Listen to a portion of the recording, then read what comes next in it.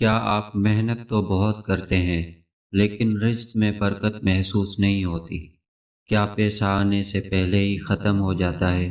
آج کی اس ویڈیو میں ہم صحیح بخاری کی ان مبارک احادیث کا ذکر کریں گے جن پر عمل کرنے سے نہ صرف آپ کے رزق میں اضافہ ہوگا بلکہ گھر میں سکون اور برکت بھی آئے گی۔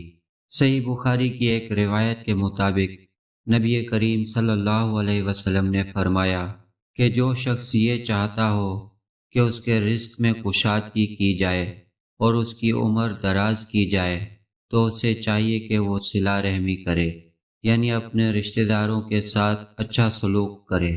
ناظرین، ہم اکثر وظیفوں کے پیچھے بھاگتے ہیں لیکن اپنے قریبی رشتہ داروں سے ناراض رہتے ہیں۔ اگر آپ چاہتے ہیں کہ اللہ آپ کے کاروبار اور مال میں برکت عطا فرمائے تو آج ہی اپنے رشتہ داروں کے ساتھ تعلقات ٹھیک کریں۔ اسی طرح صحیح بخاری میں دیانتداری اور سچائی کو تجارت میں برکت کا ذریعہ بتایا گیا ہے۔ اگر ہم اپنے کام میں ڈنڈی مارنا چھوڑ دیں اور سچائی کو اپنائیں تو اللہ تعالیٰ غیب سے مدد فرماتا ہے۔ اللہ پاک ہمیں ان مبارک احادیث پر عمل کرنے کی توفیق عطا فرمائے، آمین۔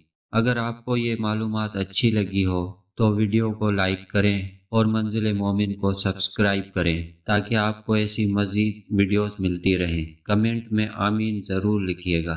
جزاک اللہ۔